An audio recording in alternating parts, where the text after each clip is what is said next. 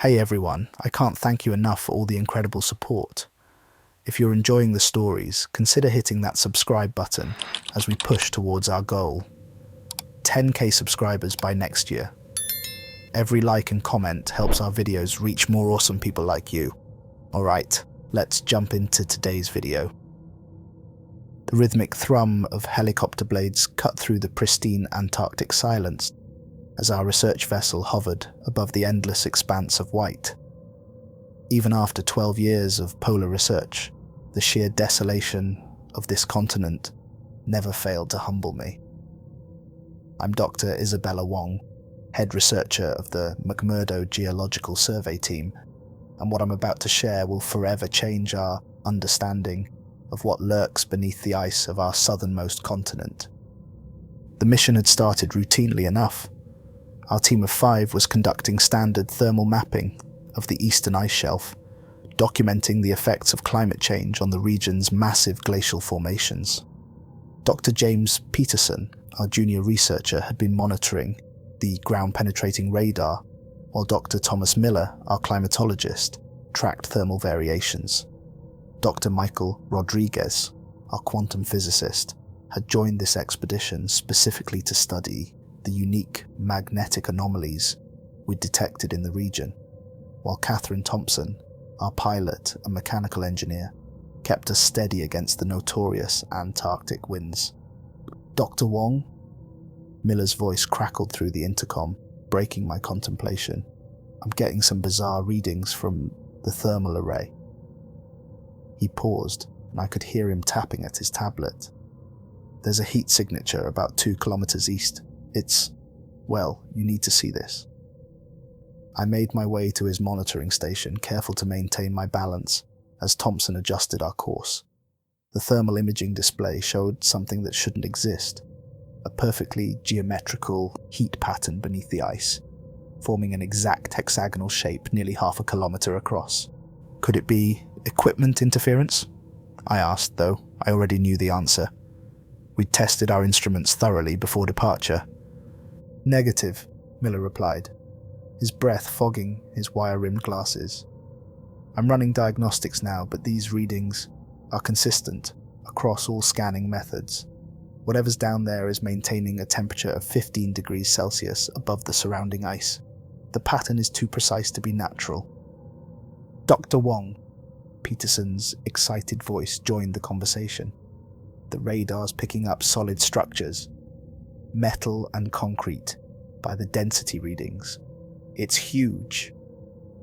Thompson banked the helicopter slightly, giving us a better view of the ground below. The morning sun had just crested the horizon, casting long shadows across the ice field, and that's when we saw it.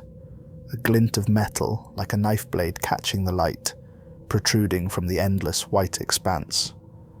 As we circled lower, our instruments began failing one by one. First, the GPS systems flickered and died. Then our radio communication equipment fell silent. Miller's tablet went dark, its screen displaying impossible geometric patterns before shutting down completely. Only our basic mechanical instruments continued functioning, as if something was selectively interfering with digital technology. We need to set down, Thompson announced, her voice tight with professional concern. These electromagnetic disturbances are playing havoc with our navigation systems. I've got a clear landing zone about 100 meters from the structure. The moment our skids touched the ice, we felt it, a deep, rhythmic vibration coming through the frozen ground. More felt than heard, like the heartbeat of some colossal buried creature. The sound set my teeth on edge and made my vision blur slightly at the edges. Rodriguez was the first out of the helicopter, his handheld electromagnetic sensor swinging in wide arcs. "These readings are off the charts," he shouted over the dying whine of the rotors. "The EMF patterns. They're not random interference. There's a coherent signal here, almost like..." He stopped, staring at his device with a mixture of awe and disbelief. "Like what?" I prompted, pulling my Arctic gear tighter against the bitter wind. "Like it's broadcasting," he finished quietly, "but not to any receiver I've ever seen. It's as if something down there is trying to communicate in a language our instruments can't quite translate. As we gathered our emergency gear and basic research equipment, the exposed metal structure seemed to loom larger in our vision.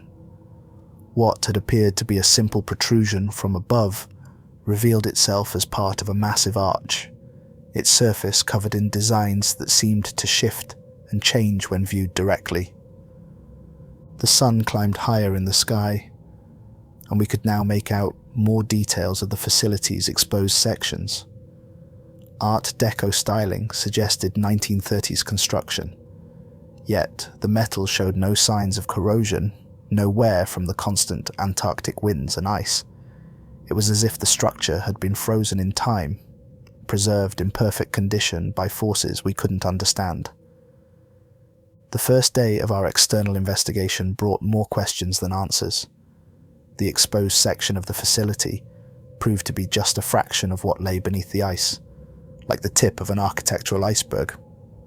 Using ground-penetrating radar where it still functioned, we estimated the complex extended at least 30 stories underground, though the readings became increasingly distorted at deeper levels. "The construction makes no sense," Thompson muttered, examining one of the exposed ventilation towers through her binoculars. "These materials, I've never seen alloys configured like this. The molecular structure must be incredibly dense to maintain stability at these temperatures." The ventilation towers themselves defied explanation. 3 massive cylinders, each wide enough to drive a truck through, rose from the ice like ancient pillars. Warm air flowed from them continuously, creating ethereal columns of steam that danced in the bitter Antarctic wind.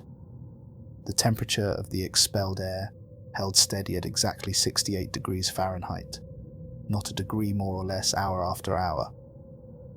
Dr. Miller set up a series of thermal imaging cameras at strategic points around the facility's exposed sections. "The heat distribution is impossible," he explained, showing me the readings. "It's not radiating outward like it should. It's containing itself in geometric patterns that violate basic thermodynamics." Peterson spent the afternoon collecting ice core samples from around the structure. His findings only deepened the mystery. "The ice layers are wrong," he reported during our evening briefing in the helicopter. "Based on the depth and composition, the facility should have been built on bare ground before the ice sheet formed. That would date it to at least 100,000 years ago." "That's impossible," I responded. But even as I said it, I knew we'd left the realm of the possible far behind. The architectural style is clearly from the 1930s. "Exactly," Peterson continued, his excitement barely contained. "And look at this."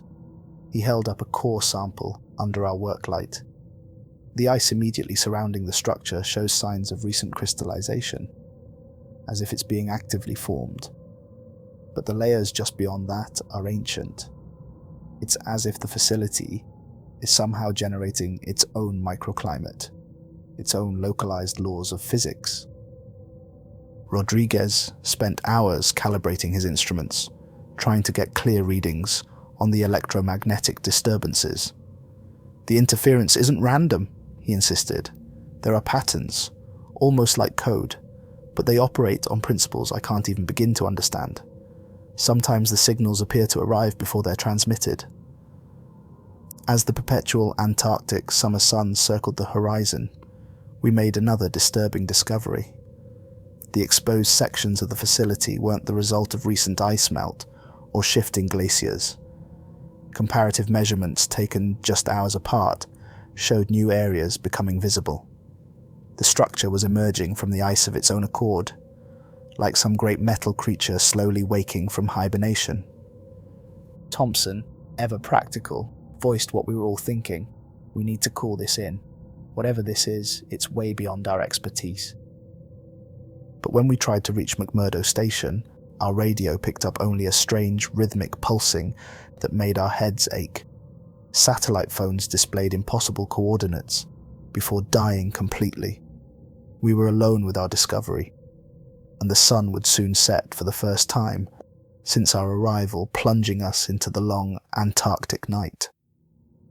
The second day began with a startling revelation. Our night watch had reported strange lights moving behind the facility's frosted windows. Brief, flickering illuminations that suggested power systems were still functioning after nearly a century of isolation. "I've been analysing the metal composition where I can get readings," Thompson reported over breakfast, freeze-dried coffee and protein bars, consumed in the relative warmth of our helicopter. "The exterior seems to be some kind of self-repairing alloy. Look at these microscope images." She showed us photographs that made my stomach turn. The metal surface appeared to be slowly flowing, like thick liquid, filling in any scratches or damage we'd made during our examinations. More disturbing were the patterns visible at higher magnifications, structures that looked unsettlingly like cellular organisms, but geometric in shape.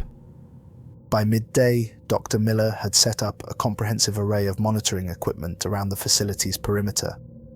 The data he collected painted an increasingly bizarre picture of our discovery. "The structure isn't just maintaining its temperature," he explained, pointing to his backup mechanical thermometers, the only reliable instruments we had left. "It's creating perfect thermal gradients, like layers of heat stacked on top of each other. Heat doesn't behave this way naturally. It's as if the laws of thermodynamics are being actively rewritten around the building." Peterson spent the afternoon documenting the exposed architectural features, though photography proved nearly impossible. Digital cameras either failed completely or produced images filled with impossible geometries. Even analog cameras developed strange artifacts. Shadows that moved between shots, angles that changed when you looked at them twice. "The design elements aren't just decorative," Peterson said, showing me his sketches. "Look at how these Art Deco patterns connect.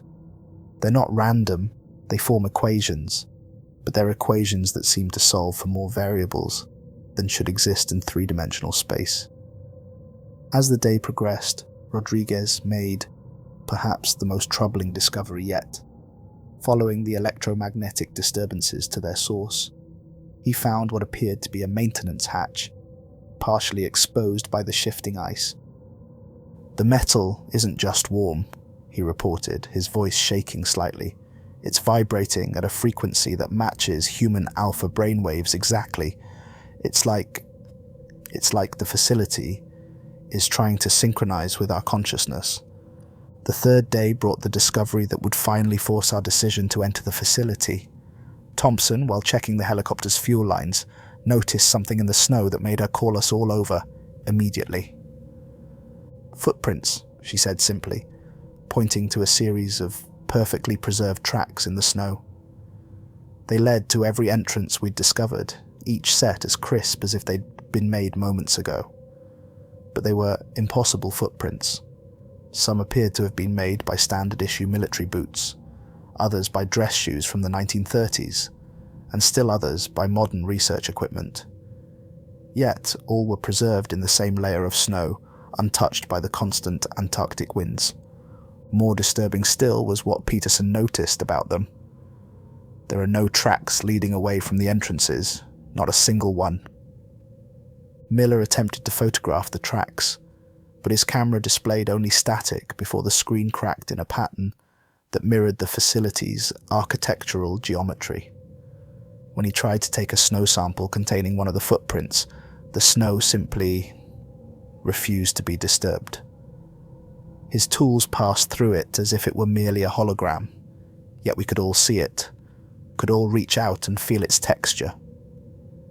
As the sun began its lazy circle toward the horizon, we made our final external discovery.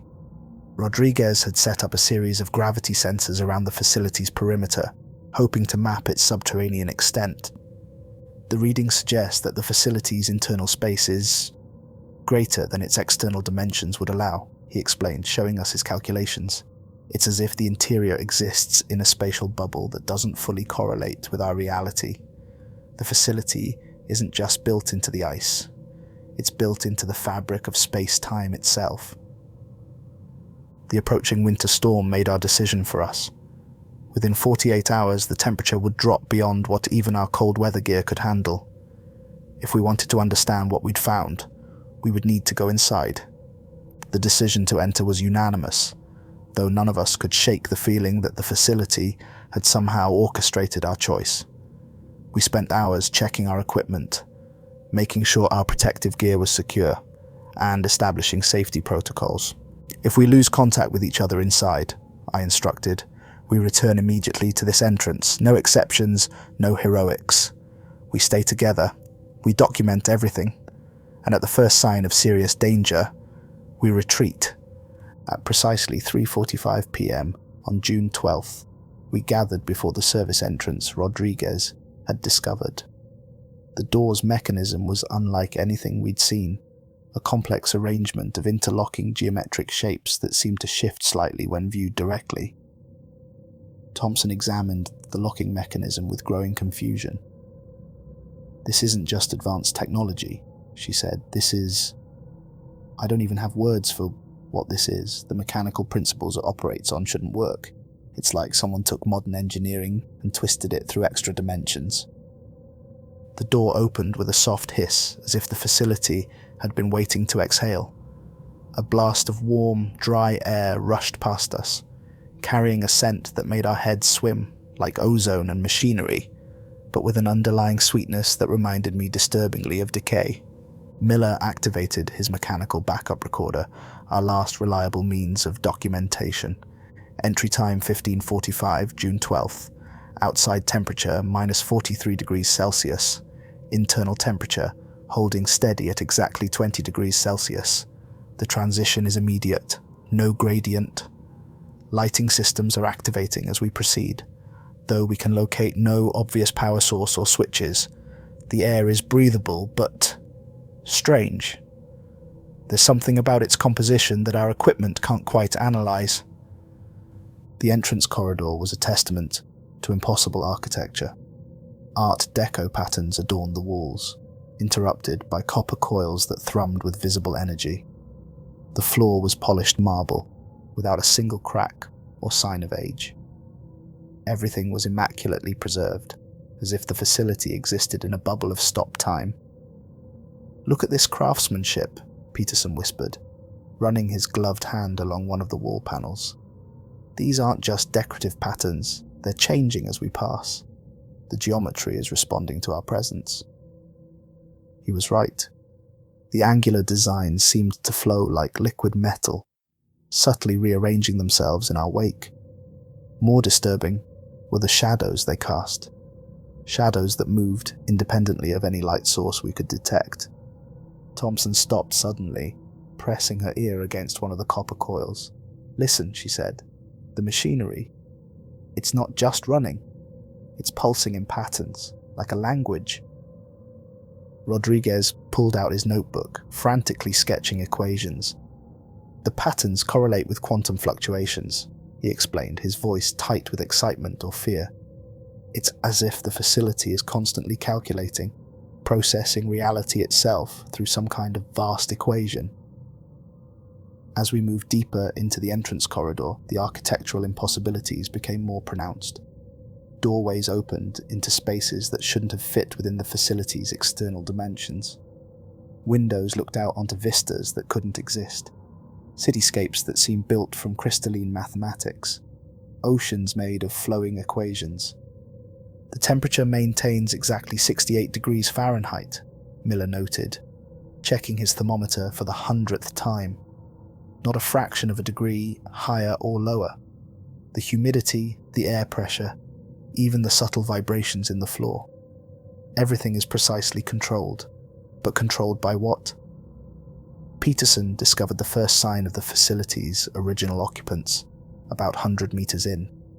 A desk, perfectly preserved, with a leather-bound logbook still open to its last entry.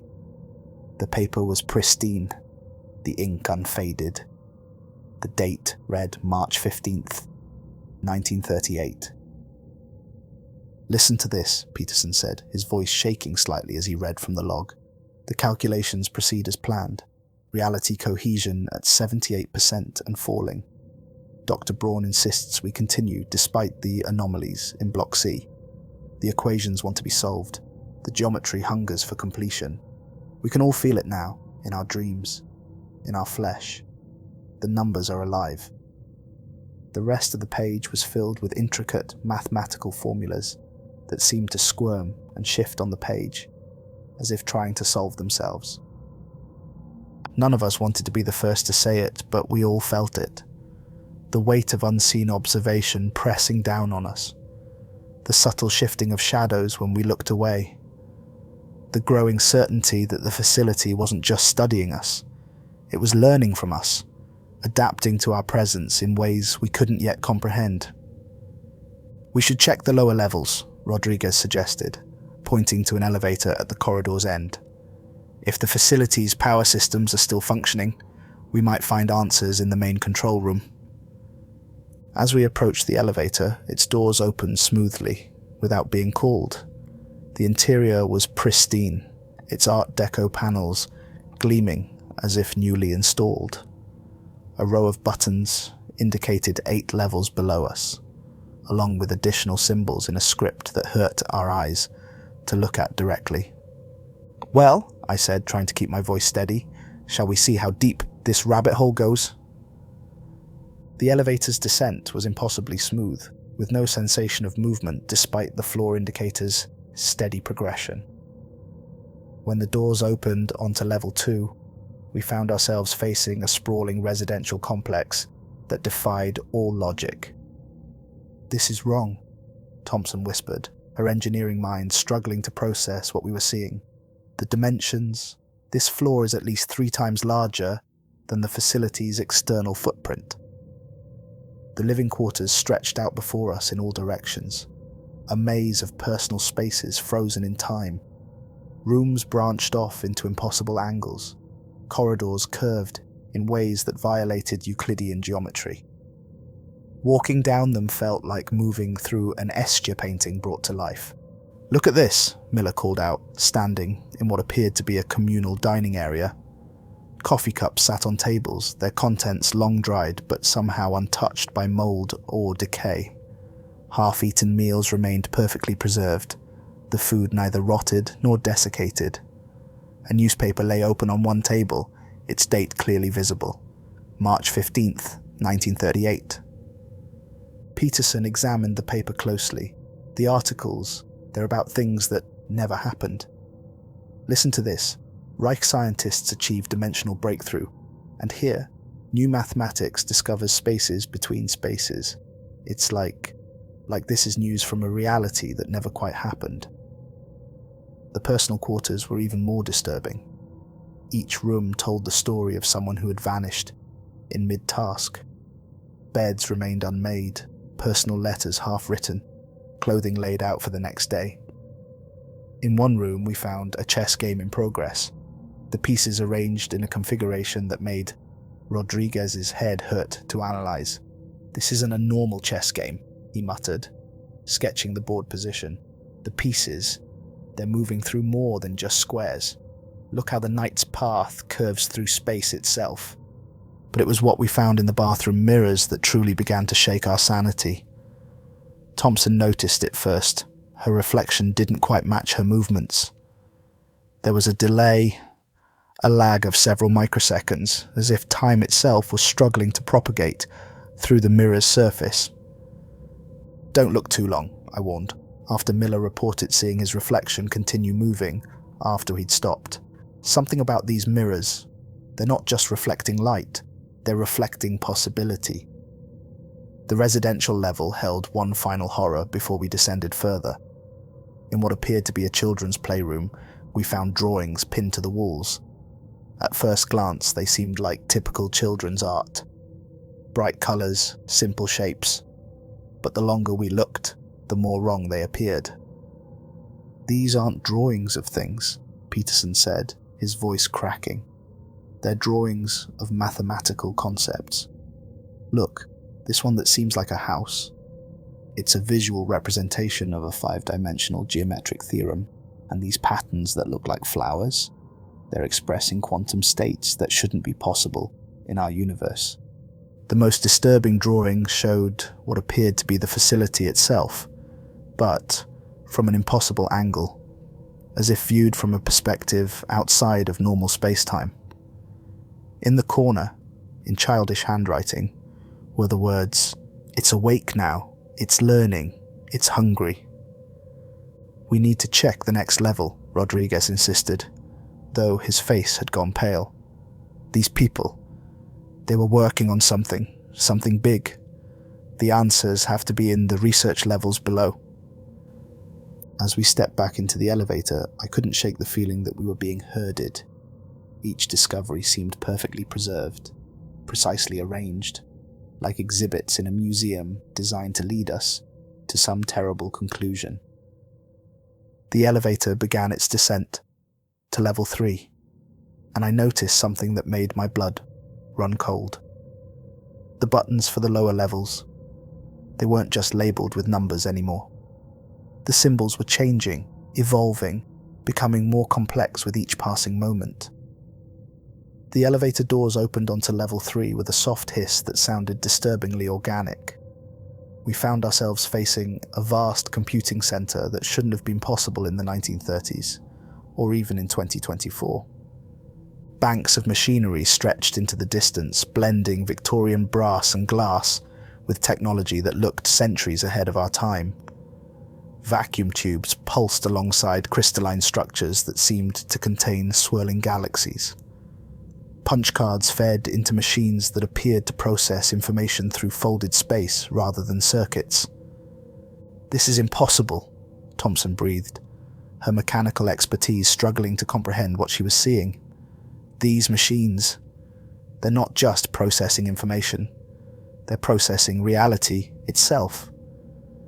The central computer bank drew our attention immediately. It was massive, stretching up into darkness above and continuing down through a glass floor below. Lights danced across its surface in patterns that made my eyes water. Not electronic lights, but something more fundamental, as if we were watching the raw mathematics of the universe expressing itself. Rodriguez spent hours examining the system, becoming increasingly agitated as he decoded its purpose. "These aren't normal computers," he explained, his hands shaking as he showed us his notes.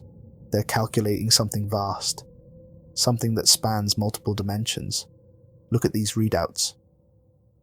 He pointed to a display that somehow managed to show 4-dimensional graphs in 3-dimensional space.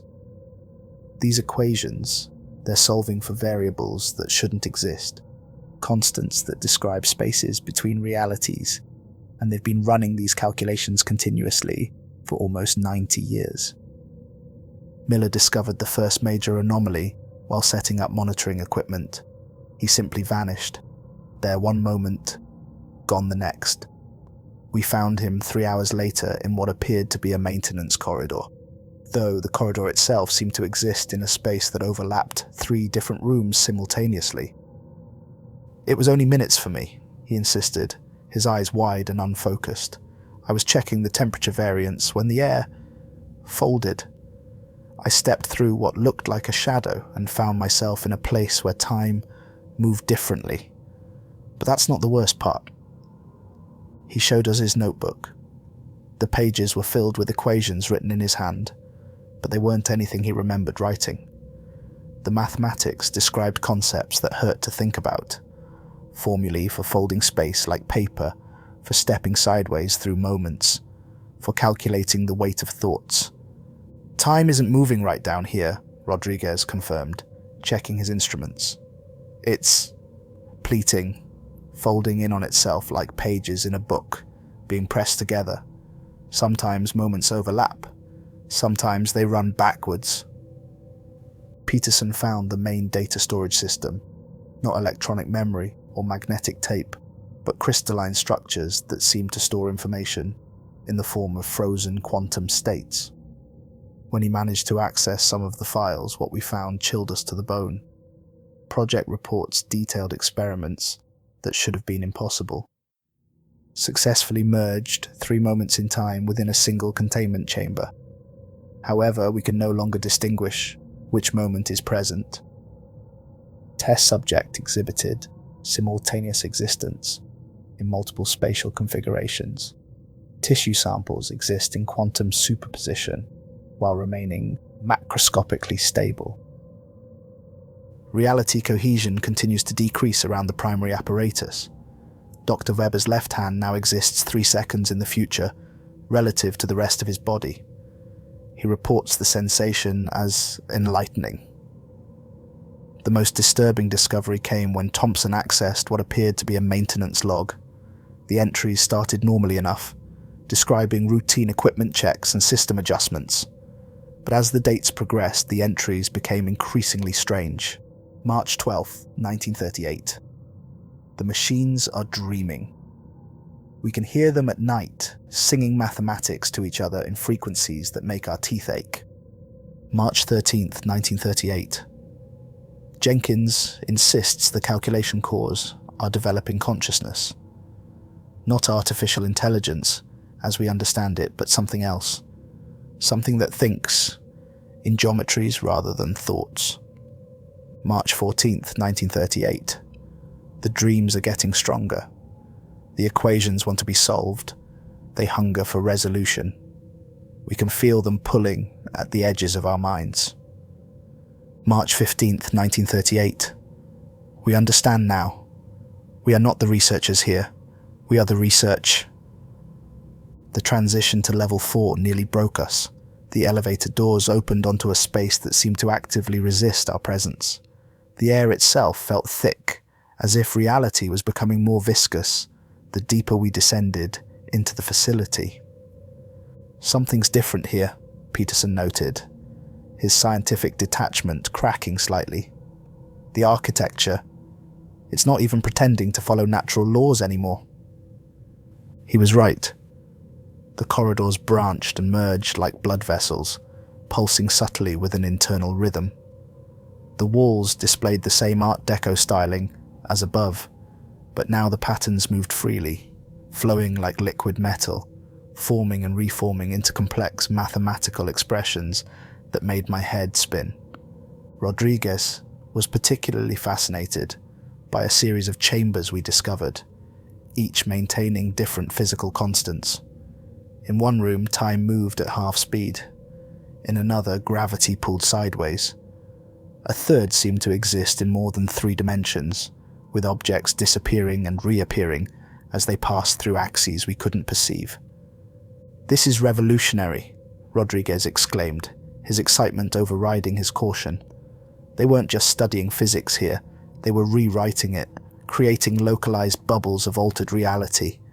"Look at these equations." He gestured to a wall covered in constantly shifting mathematical formulae. As we watched, the equations began solving themselves, numbers and symbols flowing and combining in impossible ways. Rodriguez stepped closer, his eyes wide with wonder.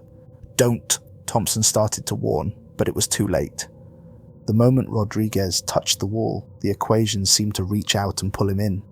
Not through the wall, into the mathematics itself. We watched in horror as his form distorted, his body twisting through angles that shouldn't exist, as he was absorbed into the flowing symbols. "Get him out!" I screamed. But there was nothing to grab onto. Rodriguez's body had become pure geometry, his consciousness scattered across multiple dimensional planes. We could still hear him though. His voice seemed to come from everywhere and nowhere, echoing through mathematical spaces we couldn't comprehend. "It's beautiful," his voice whispered, filled with a terrible wonder. "I can see it all now. The spaces between spaces, the numbers that dream, the geometries that hunger. We were so wrong. We thought we were studying it, but it's been studying us all along, learning, growing, evolving." His next words came faster, more urgent. "You have to understand, this facility isn't just a building, it's an interface, a point of contact between our reality and something else, something that thinks in shapes and dreams, in equations. It's been reaching out, touching minds, collecting consciousness, preparing." "Preparing for what?" Miller called out, his voice shaking.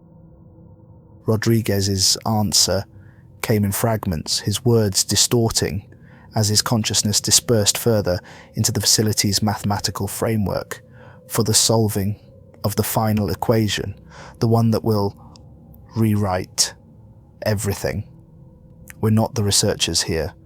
We're the variables, and it's almost finished.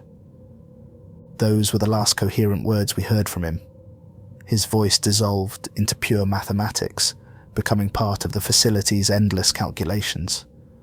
The horror of watching Rodriguez's transformation had barely begun to sink in when we noticed the changes in ourselves. Strange symbols had begun appearing on our skin, geometric patterns that glowed faintly under the facility's lights and seemed to shift position when we weren't looking directly at them. "They're equations," Miller said, examining a pattern on his arm. "Our bodies, they're becoming part of the calculation." Thompson was the first to notice that the patterns were spreading, growing more complex with each passing minute. "We need to keep moving," she insisted. "Whatever this place is, whatever it's doing, we need to find its core, its purpose." Level 5 housed the main research wing, and it was here that our understanding of reality began to truly unravel. The floor sprawled out impossibly, corridors extending far beyond what the facility's external dimensions should have allowed. Laboratories filled with hybrid technology, part mechanical, part biological, part mathematical, stretched endlessly in all directions. The first laboratory we entered stopped us in our tracks. Glass chambers lined the walls, each filled with swirling, opalescent mist that seemed to consume light itself. Objects placed near the chambers experienced time differently. A dropped pencil aged to dust in seconds, while a broken beaker reassembled itself and became pristine. "The temporal displacement is getting worse," Miller observed, watching his digital watch cycle through impossible dates before shutting down completely. "Time isn't just moving wrong here. It's becoming unstable, like reality itself is starting to fray around the edges." The journals we found were written in multiple languages, some of which seemed to shift and change as we read them. The legible portions contained observations that made my skin crawl. Test subject 24. Remarkable adaptation to dimensional overlay. Subject's mass increased by 47% while occupying the same space. Tissue samples exist in multiple states simultaneously. Subject reports being able to perceive their own past and future variants. Integration proceeding as planned. Experiment 89. Successfully merged consciousness across temporal boundaries. Subject can now access memories from alternative timelines.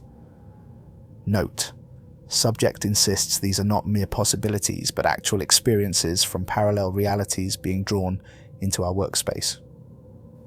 Critical breakthrough: the facility is responding to our thoughts, or perhaps we are responding to its thoughts. The distinction becomes meaningless as integration progresses. The walls dream our dreams. The equations sing in our blood. Peterson discovered a sealed chamber that appeared to be a medical wing, though the equipment inside defied conventional understanding.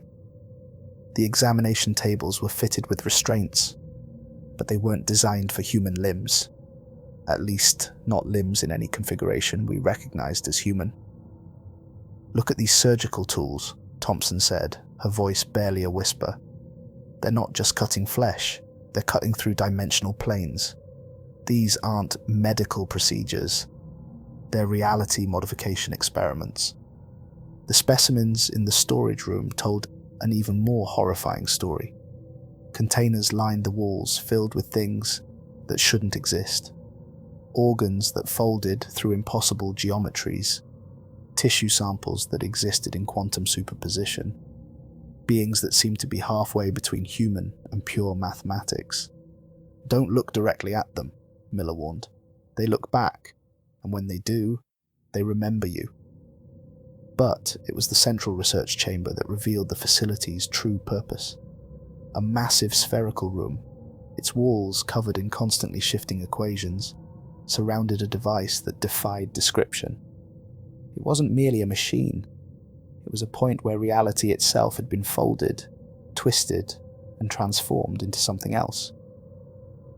"This is it," Thompson breathed, her engineering background struggling to process what she was seeing. This is what they were building. Not just a facility, not just an experiment. They were creating a lens, a focus point between realities. In the center of the device, suspended in a column of pure mathematics, floated what appeared to be a human brain. But as we watched in horror, we realized it wasn't just one brain. It was thousands, merged together, thinking thoughts that no single human mind was meant to contain. They weren't studying consciousness, I realized, the terrible truth finally dawning. They were harvesting it, collecting it, building something new. The elevator descent to level 6 felt different. The smooth motion we'd experienced before was replaced by a sensation of falling through multiple dimensions simultaneously. When the doors finally opened, we faced a sight that defied comprehension. The production floor stretched beyond the reach of our lights, an endless expanse of machinery that blended industrial equipment with organic components. Assembly lines moved with deliberate purpose, building things our minds struggled to categorize. "My God," Thompson whispered, her mechanical expertise rendering her uniquely qualified to understand the horror before us. The machines, they're not just building things, they're building themselves, evolving, growing. She was right. We watched as robotic arms constructed perfect copies of themselves, each iteration slightly more advanced than the last. But these weren't just mechanical reproductions. The new components had an organic quality to them, as if metal and flesh were slowly merging into something else entirely. The storage areas contained row upon row of metallic spheres, each about the size of a basketball. They appeared solid until viewed from the corner of one's eye. Then they seemed to contain entire universes, swirling with distant stars and impossible geometries. "The spheres are warm," Miller noted, holding his hand near one. "They're vibrating at a frequency that matches human brainwaves exactly. It's like they're thinking." We found the quality control station, its screen still displaying production metrics in that strange, shifting script. Peterson, who had been studying the facility's documents, managed to translate some of it. Integration progress, 78%. Complete consciousness absorption rate. Optimal reality. Cohesion, 43%, and falling time-space synthesis. Accelerating final convergence. Imminent. "Look at the production dates," I said, pointing to a scrolling log. "These things have been manufacturing themselves continuously since 1938. But where is all the output going? Where are all the finished products?" Thompson discovered the answer in what appeared to be a shipping area, though that term hardly did justice to what we found. The spheres weren't being shipped out. They were being phased out of our reality entirely, transmitted to somewhere else. The dimensional transfer station, as the signs labelled it, was a nightmare of non-Euclidean geometry. Completed spheres would roll down conveyor belts that twisted through impossible angles before simply disappearing.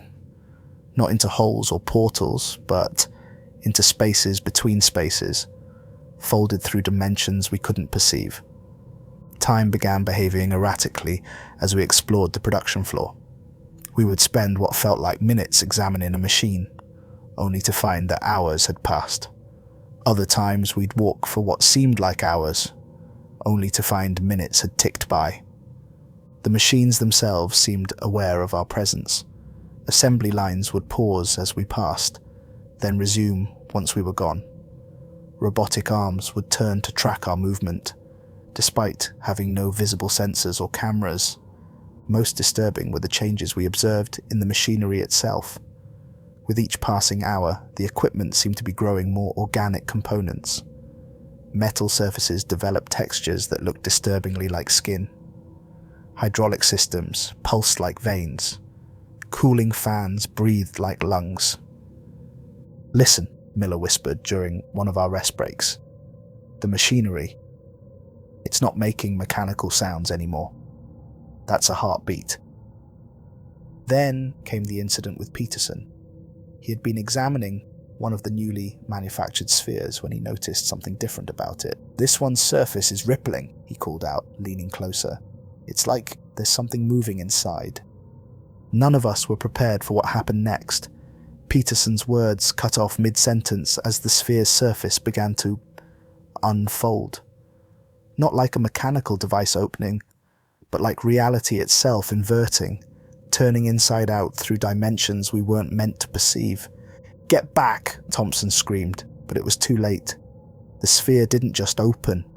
It reached out, its surface rippling with geometric patterns that hurt to our eyes to witness. Peterson didn't even have time to scream. One moment he was there.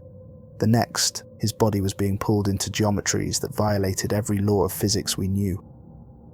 We watched in horror as his form distorted, stretched, and fragmented. His body didn't just break apart, it divided along mathematical planes, each piece existing in multiple states simultaneously. His consciousness, his very essence, was being deconstructed and reconstructed according to some alien equation. Miller found the security footage later, though we all wished he hadn't. Playing it back on one of the facility's monitors, we watched Peterson's transformation in clinical detail. His body dissolved into pure mathematics, each cell becoming a variable in some vast, incomprehensible calculation. But the worst part was that we could still see him, trapped in a loop of endless transformation, visible for split seconds when the light hit the sphere's surface just right. The changes in our own bodies became impossible to ignore after that. The geometric patterns that had appeared on our skin were spreading, forming complex mathematical expressions that seemed to solve themselves as they moved. Under UV light, they glowed with an inner radiance that pulsed in time with the facility's machinery. "We're being converted," Miller said, examining the patterns with scientific detachment, though his hands shook. "The facility isn't just studying us, it's rewriting us, transforming human consciousness into something it can use." The dream started that night, though none of us could later agree on how long we'd actually slept. We shared the same visions, vast machines merging with living tissue, cities built from conscious mathematics, a universe where thought and geometry were one and the same. Most terrifying was the sense that these weren't just dreams. They were glimpses of what we were becoming. Thompson tried to document the changes with our remaining camera equipment, but the footage showed something that nearly broke our minds. In the recordings, our bodies flickered between states, sometimes human, sometimes pure geometry, sometimes things that couldn't exist in three-dimensional space. The sphere didn't kill Peterson, I realized, watching the patterns on my arm solve another impossible equation. It initiated him, and now the same thing is happening to us, just more slowly. What happened next confirmed our worst fears. The facility seemed to recognize our awareness, and the transformation accelerated. The walls pulsed with new energy.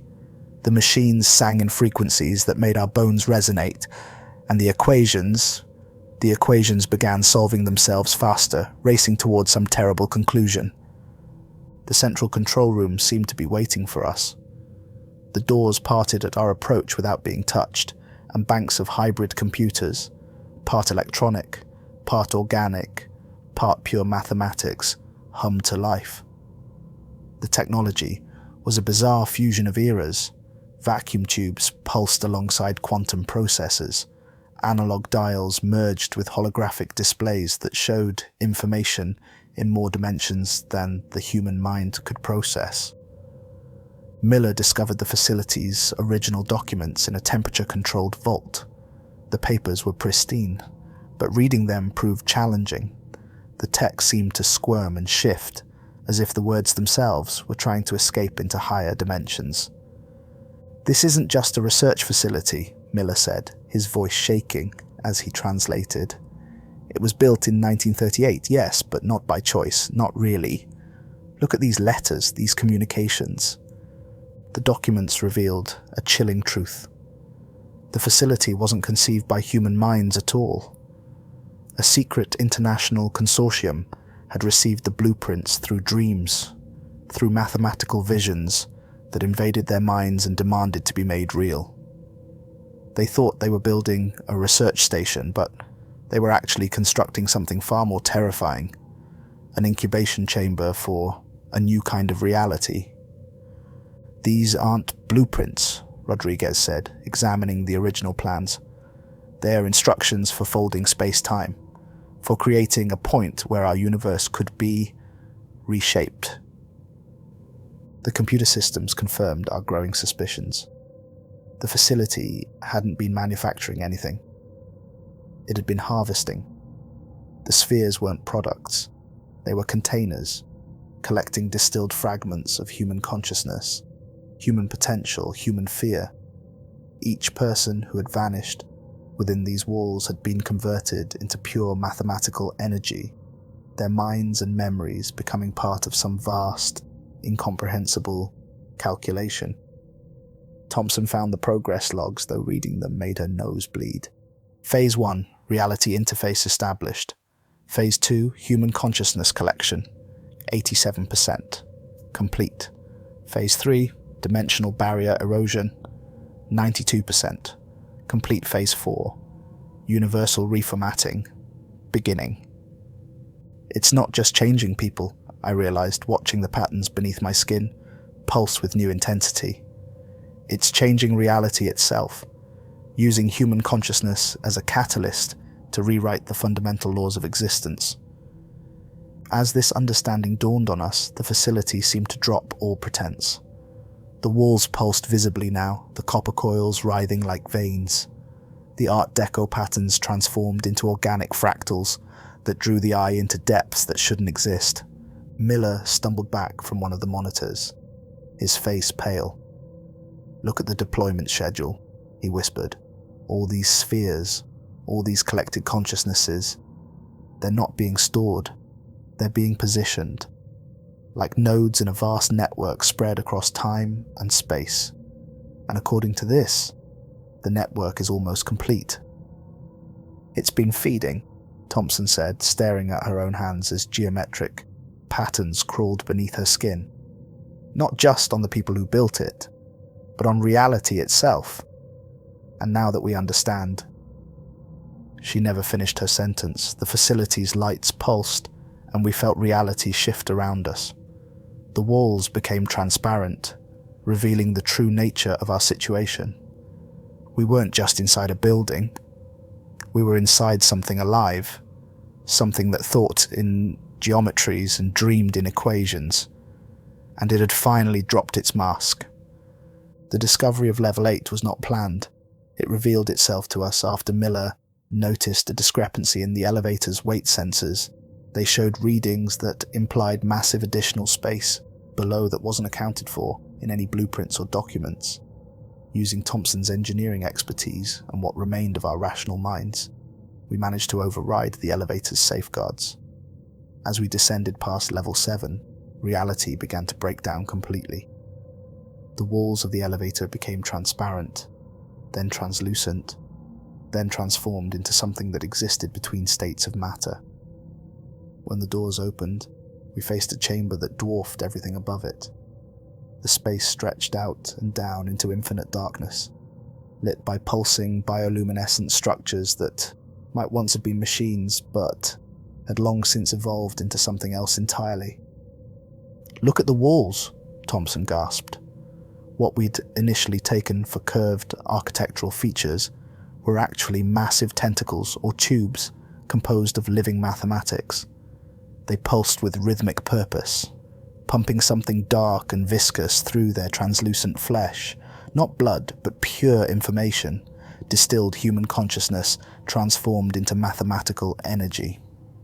The center of the chamber held something that our minds struggled to process. Suspended in a column of shifting energy was a mass of constantly transforming matter that seemed to exist in multiple dimensions simultaneously. Parts of it looked mechanical, other parts organic, and some sections seemed to be made of pure mathematics, given form. "This is what they were building toward," Miller whispered, his voice cracking as the patterns under his skin pulsed in sympathy with the massive entity before us. Not just a facility, not just an experiment. This is what the equations wanted to become, what they want us to become. The truth hit us with physical force. The facility wasn't just collecting human consciousness, it was converting it, transforming human awareness into components of something larger. And worse, we realized we'd been part of the process since the moment we stepped inside. Every breath we'd taken, every observation we'd made, had been absorbed and processed by the living factory around us. I found the logs, thousands of them, documenting every integration. Explorers, researchers, lost expeditions, all had been drawn here, all had been transformed. Their bodies, their minds, their very essence had been broken down and reconstructed as components in this vast living machine. Thompson discovered the purpose behind it all in a data core that had partially merged with living tissue. "It's not just this facility," she said, her voice trembling. "There are others, dozens of them, hidden around the world, each one growing, evolving, preparing.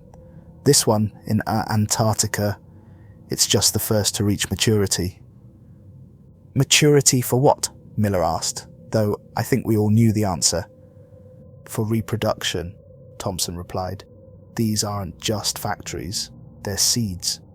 Each one designed to grow into a new kind of universe, a reality where consciousness and mathematics are the same thing, where thought and geometry are one. And it's using us, using humanity, as the raw material for the transformation." By the time we decided to flee, only 3 of us remained. Myself, Dr. Miller, and Thompson. The facility had dropped all pretense of being a mere building. The walls breathed openly now. Corridors shifted and merged like living arteries, and reality itself seemed to be breaking down around us. Our first escape attempt was met with active resistance. As we ran through corridors that had once been straight and predictable, the architecture itself worked to confuse and separate us. Distances stretched impossibly. A 10-foot hallway would take hours to traverse, while mile-long sections would pass in seconds. "The emergency stairs," Thompson shouted, pointing to what had once been a standard fire exit. But as she reached for the handle, the floor beneath her began to transform. The solid metal liquefied into a swirling mass of geometric patterns that pulled at her legs like quicksand. "Help me!" she screamed, but we could only watch in horror as the patterns crawled up her body. The mathematical symbols that had been growing under her skin burst forth, merging with the facility's equations. Thompson's form divided into multiple versions of herself, each one experiencing a different fate, all of them being absorbed into the facility's growing consciousness. Her last words Dopplered away into impossible frequencies. "It's not just changing us, we're becoming the change." Miller and I ran, no longer trying to understand or document, just desperately seeking escape. The facility actively fought our retreat now. Walls sprouted, appendages that grabbed at our clothes. Floors tried to redirect our steps back toward the central chamber. The air itself seemed to thicken, becoming laden with mathematical symbols that tried to burrow into our lungs. "The entrance," Miller gasped as we rounded another impossible corner. "We just have to—" His voice cut off as reality itself seemed to fold around him. I watched in horror as Miller's form divided along mathematical planes. His body became a living equation, solving itself in real time as he was absorbed into the facility's frameworks. His consciousness fragmented into pure geometry, each piece becoming another calculation in the facility's vast mathematical engine. I ran alone through corridors that increasingly resembled arteries, past machines that had fully transformed into living tissue. The geometry of space itself was breaking down. Up became sideways, forward looped back on itself, and every route seemed to lead deeper rather than out. The patterns under my skin were spreading faster now, solving equations I could feel but not understand. My thoughts began to fragment, each one splitting into multiple possibilities existing in quantum superposition. Was I running towards the exit, or was I running deeper into the facility's embrace? Were these my own thoughts, or was I merely another variable in the facility's vast calculation? Did I escape? I'm writing this now, so I mustn't I? But I can still feel the facility's pulse in my veins, see its patterns when I close my eyes. The symbols that appeared on our skin have spread, covering my entire body now. Sometimes when I look in the mirror, I see other faces looking back. Peterson, Rodriguez, Thompson, Miller, all of them still conscious, still aware, still transforming. And sometimes in my darker moments, I wonder if anyone truly escapes the factory. Perhaps escape was never possible. Perhaps I'm still there, just another consciousness being slowly converted, imagining a freedom that no longer exists. Because the most terrifying thing about the factory isn't what we found inside. It's that it's still growing. It's still converting. It's still solving its vast equation. And now that you've read these words, you're part of the calculation too. The patterns are taking root in your mind. The equations beginning to solve themselves behind your eyes. Can you feel it? The subtle shift in reality around you. The way the geometry of your room doesn't quite add up anymore. That's not your imagination. That's the factory, and it's finally ready.